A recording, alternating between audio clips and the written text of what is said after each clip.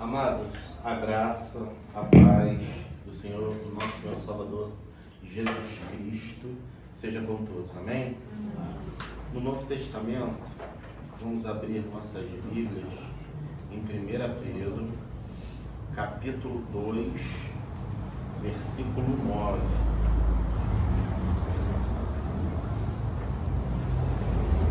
O título da pregação é: somos todos sacerdotes do Deus Altíssimo. Somos todos sacerdotes do Deus Altíssimo. Vocês não têm Bíblia ou esqueceu em casa? Senão a gente dá um jeito de arrumar Bíblia para todo mundo.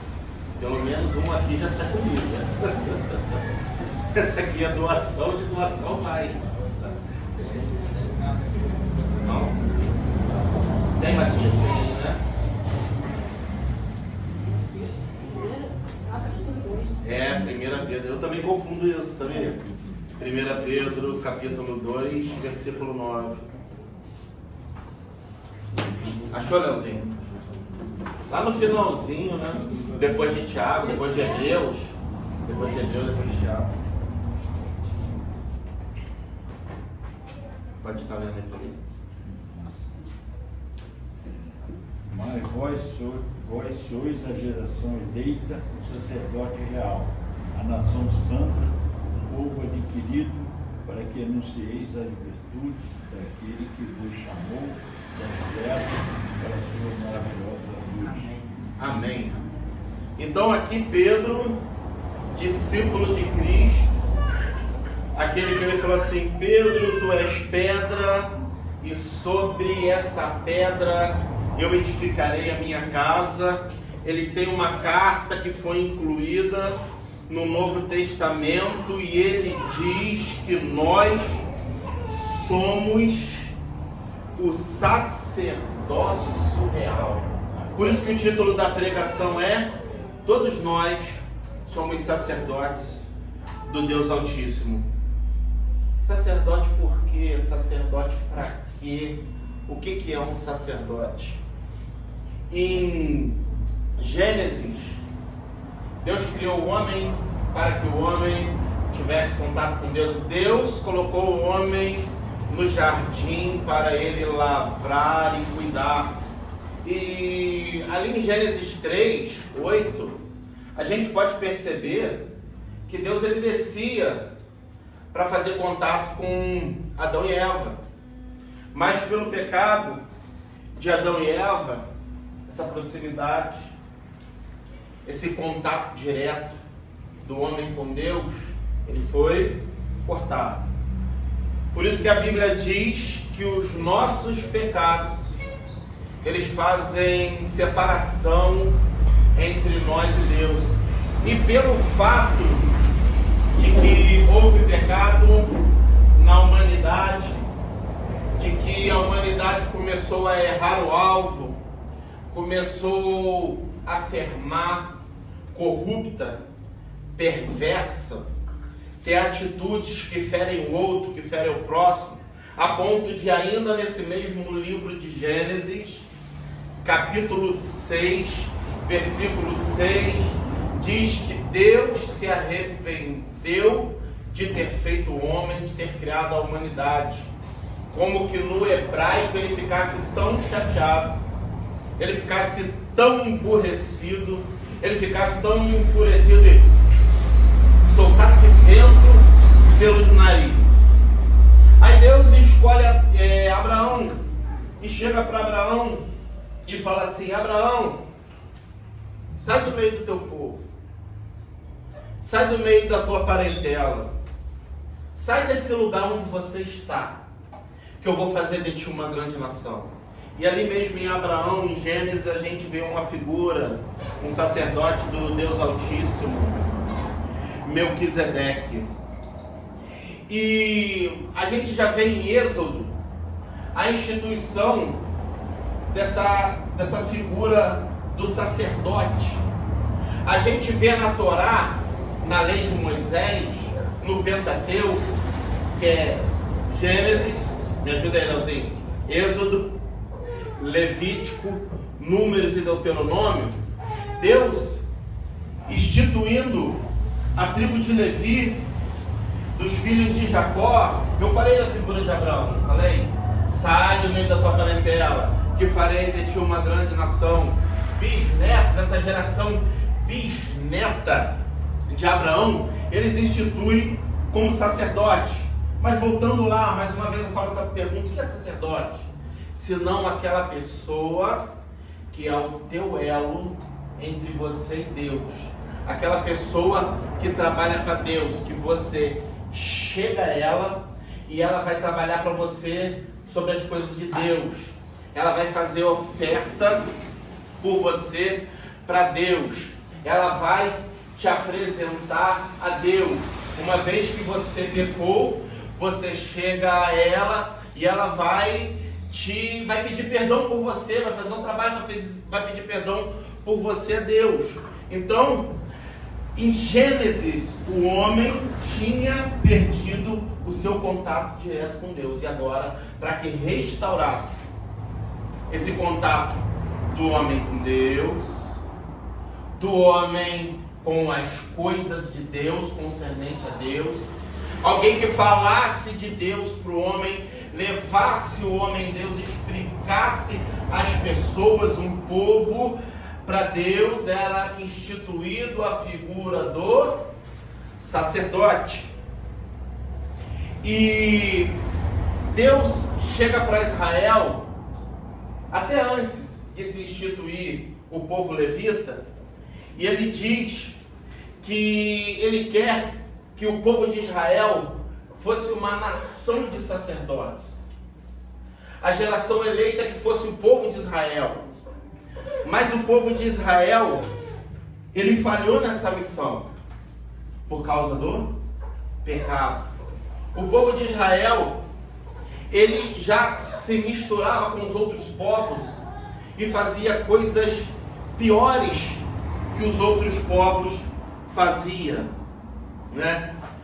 Deus queria, na verdade, que Israel, aquele povo escolhido dele, fosse luz, fosse sol para outras nações, aquelas nações que eram má, corrupta, perversa, que tinha atitudes desagradáveis, que feriu o outro. Deus queria que Israel, cada uma figura de Israel, apresentasse, cada um membro de Israel, apresentasse essas pessoas a Deus. Uma vez, contato com Deus, em Gênesis 3:3, ele foi excluído.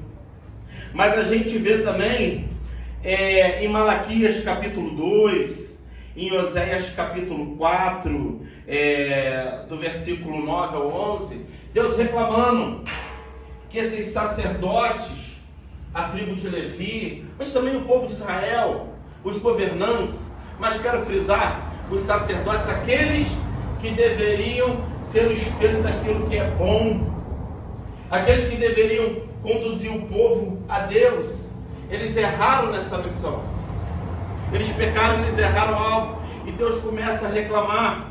E a gente vê então no Antigo Testamento um povo de Israel, a gente vê no Antigo Testamento uma tribo de Levi, que era constituído por sacerdote, no povo de Israel, eles errando o alvo e fracassando.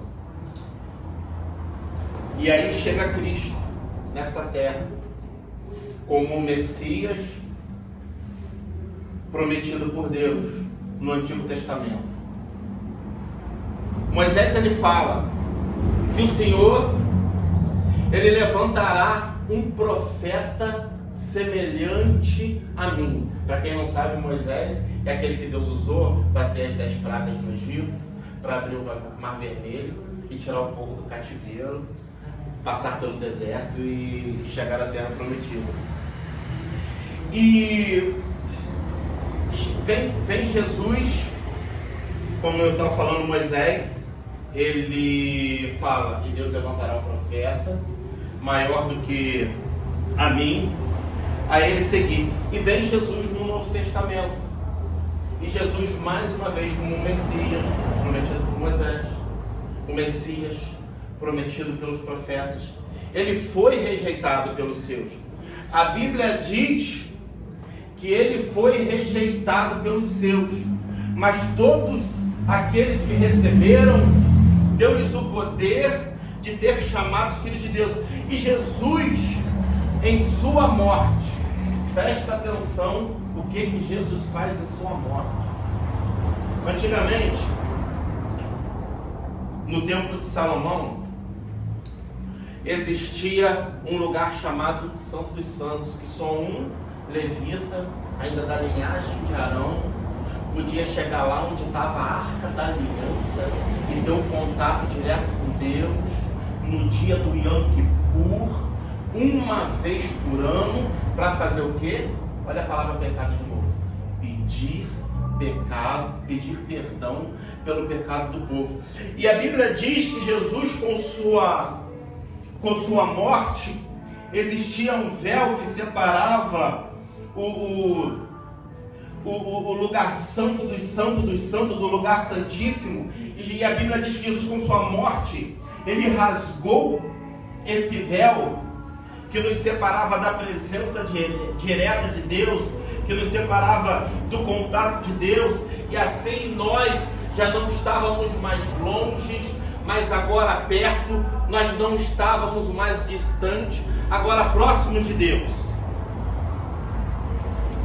Aí de repente, Pedro, explicando sobre a vida de Jesus, eu vou voltar a ler esse texto de novo, 1 Pedro 2, versículo 9. E ele está dizendo agora para nós, presta atenção, é como se Pedro dissesse assim: presta atenção no trabalho que Cristo fez por mim e por você. Presta atenção no resultado, na consequência, na obra de Cristo ter morrido por você e te aproximado de Deus. É como se Cristo, que Paulo fala para Timóteo que ele é o nosso mediador, nós não temos outro mediador entre os homens e Deus. Então existe uma pessoa que está no meio. Se ela está no meio, ela é mediador, e de um lado está Deus e de um lado está o homem. Olha o que Cristo fez com o sacrifício perfeito. A Bíblia diz que Cristo, com sua morte, ele pegou a mão de Deus e uniu com a mão do homem. Por isso ele é um mediador. Ele fez a conciliação. Uma vez o homem que estava separado de Deus por seus pecados, agora não já está mais.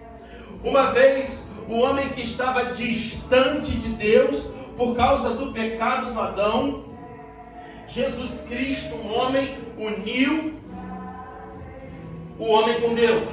Presta atenção. Mas olha o que Pedro ele diz agora de nós na igreja.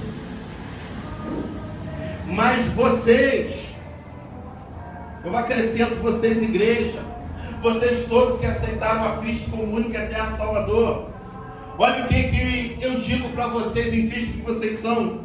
Quase sabe. Vocês são geração eleita. Vocês são sacerdócio real, nação santa, povo adquirido, para que anuncieis as virtudes daquele que vos chamou das trevas para a maravilhosa luz. Então vou ficar com essa primeira parte. Paulo, pelo Espírito, Pedro, pelo Espírito Santo, ele diz: vocês são sacerdócio real. O que significa? Que agora nós somos para o mundo sacerdotes de Deus. Presta atenção. Se eu olho para o pastor Jorge, eu o considero como sacerdote. Ele é o pastor da igreja. Mas presta atenção, o que está escrito aqui em 1 Pedro capítulo 2, versículo 9, é que não é só o Jorge. Jorge é o líder dessa igreja. Está dizendo que todos nós somos sacerdotes diante de Deus. Vamos lá. Presta atenção. É como se uma pessoa aceitasse a Cristo como o único eterno Salvador e pensasse que a obra na casa de Deus, assim como eram os levitas antigamente, porque quem louvava era o Levita. Quem fazia sacrifício pelo povo era o levita. Quem ensinava a lei do povo, que a Bíblia fala para ensinar a lei do povo, era o levita. Aí a pessoa aceita Cristo, comunica a terra do Salvador na igreja e pensa que só o sacerdote é aqueles mais antigos, né? É o Jorge, é o Jarbas, é o Hugo, é o Oscar. Deixa eu acertar o teu nome assim. A Cíntia, a Gleice, não. Essa é uma pregação para você entender o teu lugar na igreja. Essa é uma pregação para você entender o teu lugar em Cristo. Deus, Ele quer te usar nesse mundo para que você seja luz, para que você seja um farol, para que você mostre o mundo, para que você mostre Cristo às pessoas e os teus ensinamentos. Essa é uma palavra para você refletir como tem sido a tua função de sacerdote no meio não só da tua casa. Porque aí muitas vezes o pastor, o pregador fala assim, porque o homem é o sacerdote da sua casa. Presta atenção, tu é sacerdote da tua casa, tu é sacerdote no meio da tua vizinhança, tu é sacerdote no meio da tua parentela. Eu falo isso com aquele homenzinho ali, ó. Tu é sacerdote no meio dos teus amigos. Tu é sacerdote no meio do teu trabalho, no emprego, no teu colégio. Você é aquela pessoa que vai dar lugar a Deus para que os ensinamentos do nosso Senhor e Salvador Jesus Cristo venham mudar esse mundo mau, esse mundo sujo, esse mundo corrupto, esse mundo perverso. Presta atenção, vocês não precisam mais entender que o Jorginho é aquele teu elo com Deus. Eu fico feliz quando eu venho aqui na igreja e vejo que Jorge entende essa questão, que pastor gera pastor, que sacerdote gera sacerdote. Ele coloca o Jarbas para pregar, culto passado colocou a Cíntia para pregar, outro dia eu fiquei sabendo que a Gleice pregou, outro dia, outras vezes até na própria casa do Jorge eu vi o Oscar pregando, outras vezes é o Hugo pregando, é assim. E daqui a pouquinho são essas pessoas aqui que eu estou olhando, porque presta atenção, vocês são sacerdotes de Deus. Eu estava comentando com o Jorge, na minha casa, eu tento fazer isso. Às vezes eu consigo, mas eu sou chato, o meu filho sabe disso. Eu não gosto de desistir, porque a Bíblia me ensina isso. Eu insisto, crente, ele tem que dar lugar a Deus todo dia, lendo a Bíblia e orando. A Bíblia é um livro de leitura diária, não é um livro para ficar na estante. Não é um livro para você dizer que tem em casa. Não é um livro para você ler quando você sente vontade. Estava comentando com o sacerdote líder aqui, porque vocês todos são sacerdotes, que pelo menos quando a gente começa a ler 3 capítulos por dia, a gente começa a entender. E quando eu falo que o amor ao próximo assim como nós nos amamos, assim no Novo Testamento como Deus nos ama, é algo que o mundo não ensina. Quem carrega esse ensinamento somos nós. Quando nós falamos sobre o perdão, que se uma pessoa ela me ofender, eu devo perdoá-la. Que quando uma pessoa me maldizer, eu tenho que bendizê-la. Que quando uma pessoa me faz bem, eu tenho que fazer bem. É algo que o mundo não ensina. É algo que Cristo ensina. Agora presta atenção, apóstolo Paulo diz em Coríntios que nós, sacerdotes de Deus, ao mesmo tempo sendo sacerdotes, nós também somos templo e morada de Deus. Aqui é um edifício, aqui é uma casa, aqui é um templo, aqui é um local de reunião. Mas apóstolo Paulo em Coríntios ele diz que a terceira pessoa da Trindade ela não habita somente na vida do pastor Jorge, mas ela não habita somente na vida da liderança aqui da igreja, mas ele habita na vida de todos nós. Por isso que nós somos cristãos. Tu é um cristão? Tu é um sacerdote. Tu é um cristão, tu vai apresentar a todos da tua casa, tu vai apresentar a todos do teu trabalho, a todos que conhecem, a todos que por acaso esbarram contigo nos dias da semana, nos meses e nos anos, um Deus que o mundo não vive, um Deus que o mundo não prega. Presta atenção, quando a Bíblia diz que todos nós somos sacerdotes, eu e você e eu, não sou o pastor dessa igreja, é que você é um agente desse mundo para salvação, para impedir que vidas desçam ao inferno, para impedir que vidas continuem nessa vida má de adultério, vida que não sabe perdoar aquele que ofendeu, para você influenciar positivamente aquela pessoa que gosta de se vingar, aquela pessoa que é mal-humorada, enfesada, ranzinza, que não tem perspectiva da vida. A Bíblia nos diz que nós somos aqueles que pegamos aquela vida porque anunciamos a Cristo e os ensinamentos de Cristo e levamos ela o que está escrito ali? Das trevas para a luz. Presta atenção, no final ele diz: povo adquirido, para que vocês não fiquem com a boca fechada, mas anuncieis as virtudes, as bênçãos, as qualidades, as coisas boas, o que Deus tem de bom. No mínimo, que é uma coisa grande, máximo, uma vida depois da morte, uma vida em outra era, uma vida no reino dele. Deus é aquele que nos livra do inferno, presta atenção, para que anuncieis as virtudes daquele que vos chamou das trevas para a maravilhosa luz.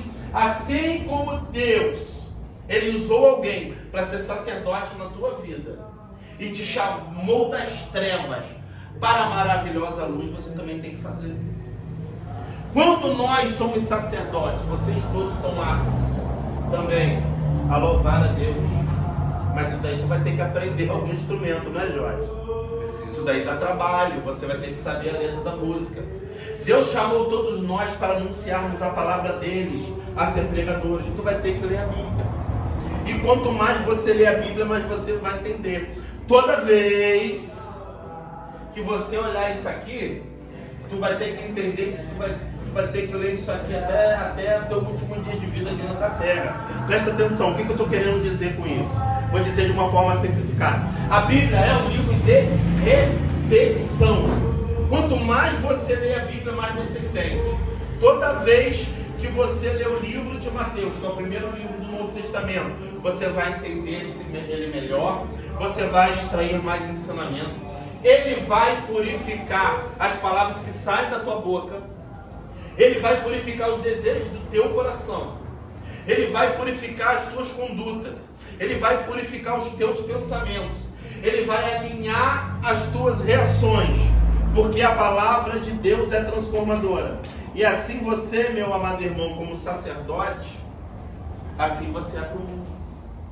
Quando nós olhamos para um cristão, nós sabemos que o Espírito Santo de Deus habita na vida dele.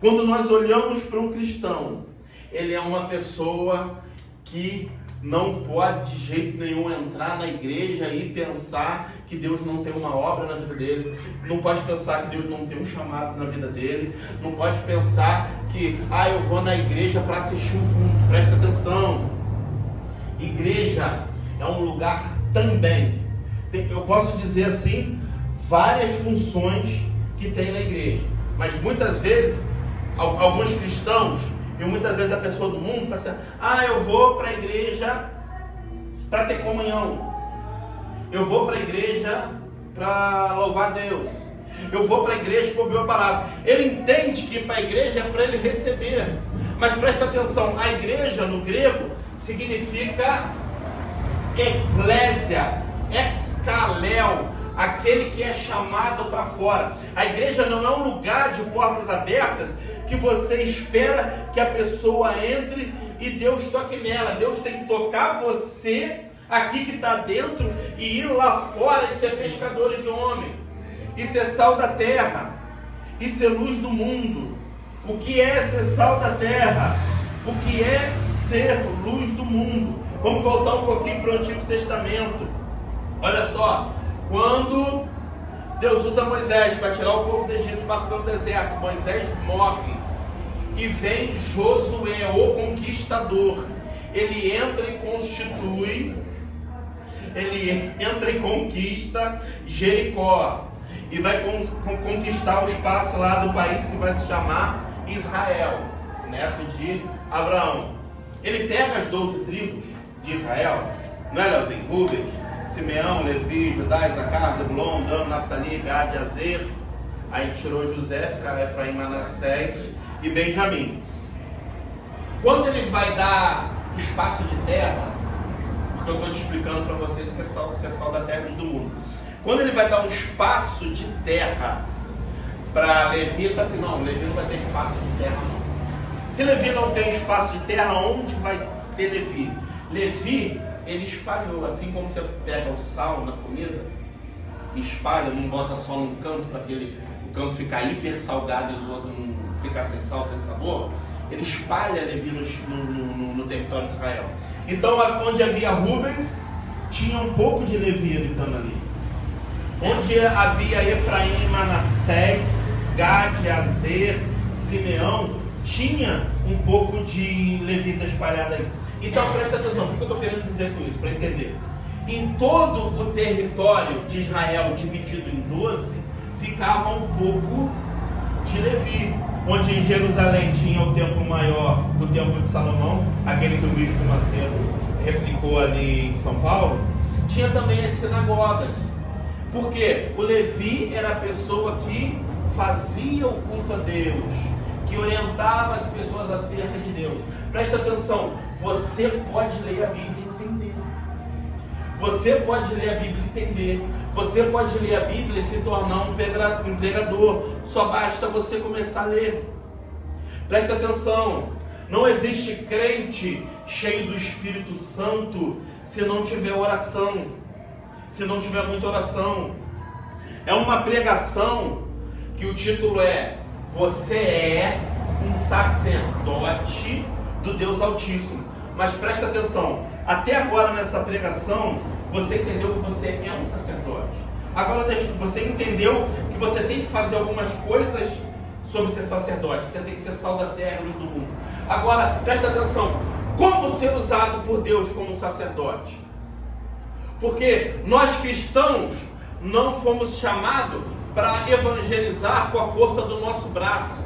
Nós cristãos não fomos chamados para fazer uma diferença nesse mundo com a força do nosso braço, com o nosso intelecto.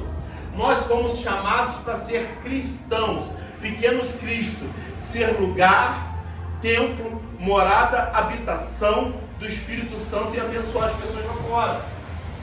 Agora, como ser usado por Deus? Como ser cheio do teu Espírito Santo? Você tem que fazer alguma coisa também. Você tem que ler a Bíblia. Você tem que orar. Tem que dar lugar a Deus. Então, irmãos, já concluindo, essa é uma doutrina de todos nós protestantes evangélicos, trazido por Martim Lutero com a Reforma Protestante. A gente está em 2025. Essa Reforma Protestante foi em 1517, onde na Igreja Católica toda pessoa que fosse dessa religião, ele tinha que ter um intermediador dela para Deus, que era o padre, que era o rei, que era o cardeal, que era o papa. Nós não. Todos nós temos um acesso direto a Deus. Amém. Todos nós somos canal, instrumentos de Deus para ser sacerdote na vida do outro. Como diz alguns teólogos, sermos sacerdotes uns para os outros, assim como o pastor Jorge é um sacerdote para os irmãos aqui. E nós? Uma palavra de reflexão. Onde nós temos sido sacerdotes, cristãos, instrumento de Deus, pensam na vida do outro. Como tem sido nossas atitudes de levar alguém para Cristo, influenciar?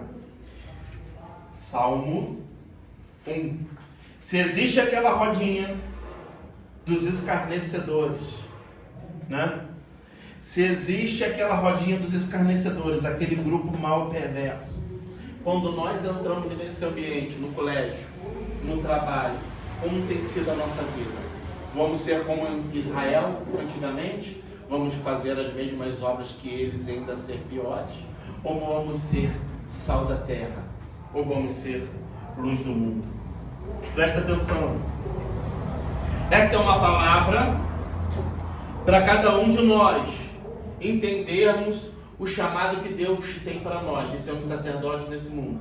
Essa é uma palavra para cada um de nós entendermos a nossa posição em Deus nesse mundo. Crente na igreja não tem lugar no coração de Deus para ficar só esquentando o banco. Crente na igreja, ele tem que fazer alguma coisa. Crente na igreja, ele tem que descruzar os braços. Crente na igreja é uma pessoa que dá lugar a Deus. Se o Espírito Santo de Deus, se Deus ele decide derramar sobre nós o seu Espírito Santo, porque como já disse aqui, nós somos tabernáculo, casa, morada, habitação de Deus. Não é para ficar parado. Não é para ficar cuidado. Existe muita gente lá fora desesperada, em depressão. É muita gente sorrindo por fora, mas por dentro a vida deles está amassada, tão bagaço. O que nós temos feito. Por isso que nós temos que ter discernimento de espírito. É muita gente lá fora sorrindo para você, mas se você pudesse ficar com ela 24 horas, você veria quanta dor, quanto sofrimento, quanto desespero. Presta atenção. Não te esqueça que na Bíblia existe um livro chamado 1 Pedro, e que nesse capítulo 2, versículo 9, Deus diz que você tem uma função no reino dele, e que a tua função é ser sacerdote, é ser um agente salvador nessa terra. Amém? Eu agradeço a oportunidade, irmão Jorge, em nome de Jesus Cristo. Que Deus trabalhe na nossa mente, que Deus abra a nossa mente para entender, e nós venhamos guardar essa palavra no nosso coração. Amém?